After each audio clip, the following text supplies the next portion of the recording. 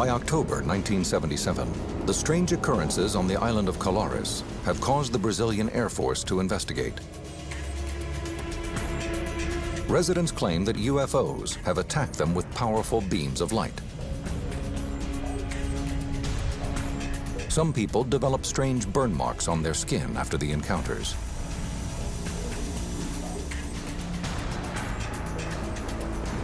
Two women have even died.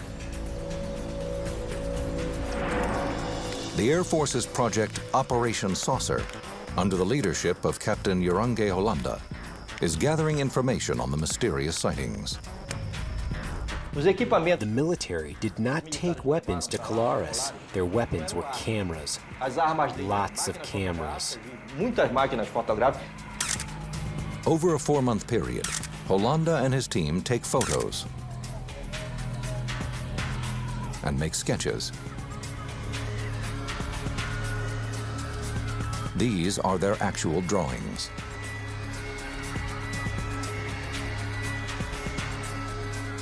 They also conduct interviews with the residents, including Dr. Valaide Carvalho.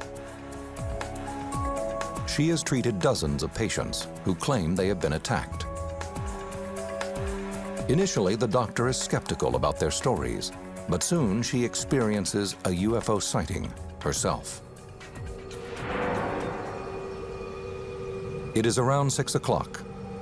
Carvalho is returning home from her shift at the local healthcare unit and sees a woman faint.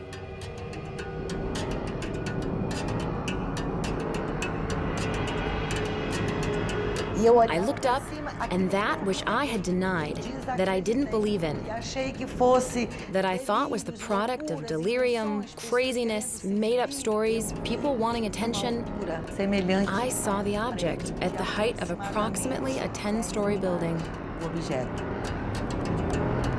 The object is cylindrical. Carvalho suddenly feels paralyzed by what she is seeing. It didn't have the color of stainless steel, or the color of silver, or the color of anything else. It had its own color, and it moved in elliptical movements. It was directly over my head, making elliptical movements and coming back again.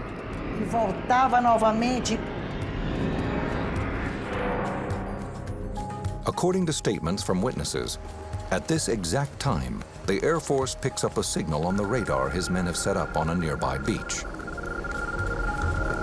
As the team scrambles to focus their telescopes and cameras, the object disappears. It turned toward the bay and headed out to sea. Hollanda and his team continue their surveillance on Colares. They collect over 500 photographs and 15 hours of film, showing what appear to them to be bright lights high in the sky.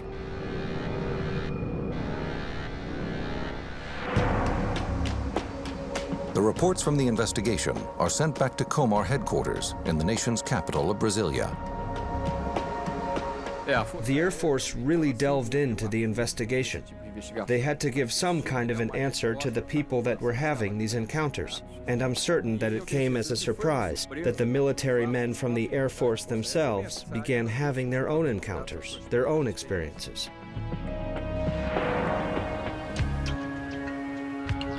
In December 1977, ufologists A.J. Gevierd and Marco Petit are hard at work writing for the Brazilian publication UFO magazine when they hear about the stories from Colares. The military operation is the first military operation that we know of in Brazil and probably in the world, entirely dedicated to try to understand what was going on here involving the UFO phenomena. Over 3,000 people were interviewed by this military in a 4-month period. That same month, Captain Hollanda is ordered to surrender all materials and return to Comar. The photographs, films, and sketches they collected are kept classified. He was given the order to shut down the Operation Saucer immediately. He was a military, he didn't ask much question. One of the things that most shocked me and the other colleagues was the fact that at the end of December in that year of 1977, when the encounters were becoming increasingly fruitful, the order came, and to this day no civilians know who it came from, saying that the operation was terminated.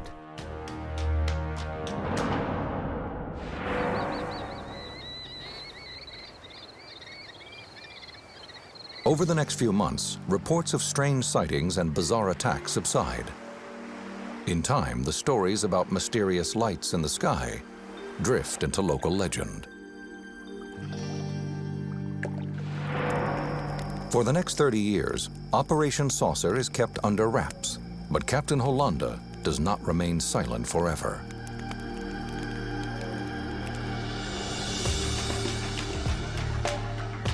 In 1997, he decides to meet with A.J. Gevaerd and Marco Petit in a videotaped meeting just outside Rio de Janeiro. In this rarely seen video, the captain gives his chilling account of what happened on the island. The ship gave an explosion like thunder. A very strong explosion and brightness. It took off at incredible speed toward the atmosphere. And disappeared among the stars.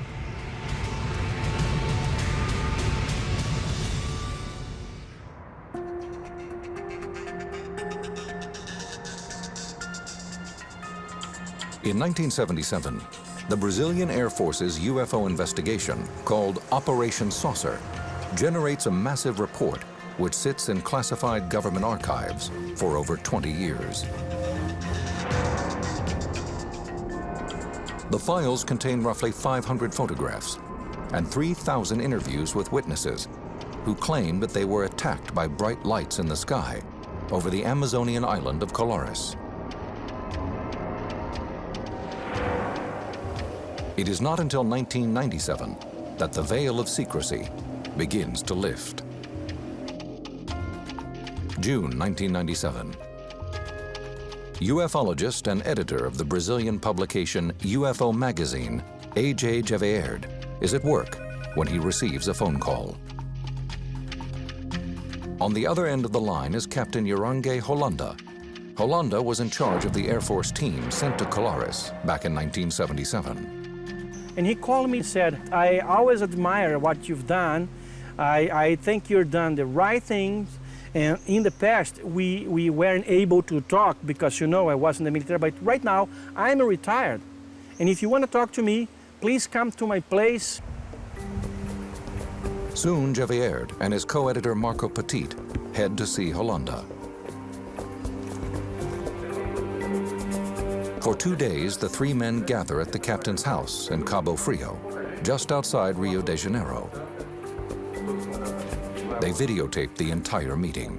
He was a man with a very lucid memory, very, very good memory, who could report in details things that happened 20-some years before, with such a precision that impressed us.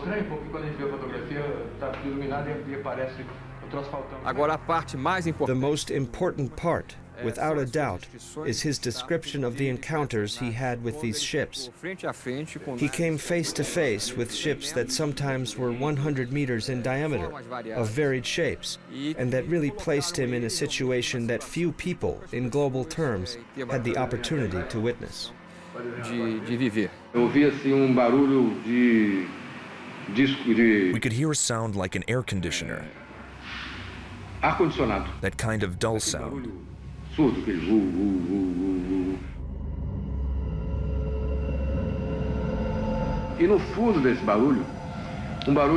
And deep inside the sound, there was a clicking noise, like the sound of a ratchet. This noise coming from the ship was very clear. Hollanda describes in detail 3 different encounters with alien spaceships. These are the drawings he made to depict his first encounter.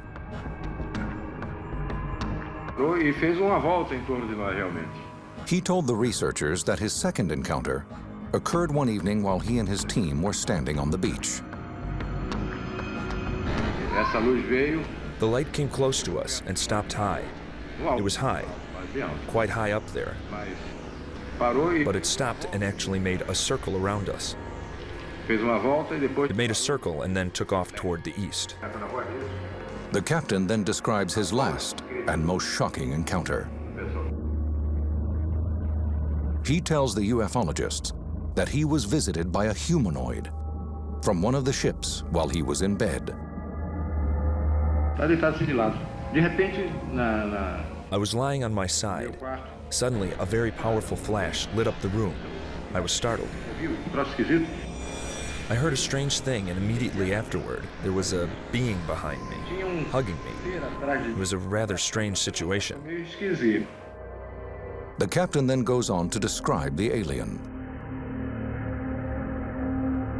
It was 1.5 meters tall, more or less, dressed in a suit resembling an astronaut or a diving suit.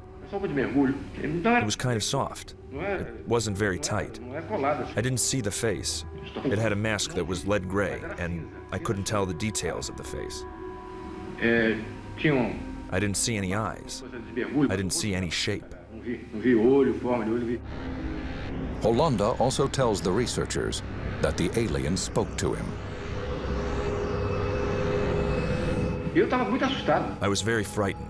And that thing behind me, hugging me, squeezing me. And it spoke into my ear in Portuguese with a sound. It seems like a computer, that metallic voice.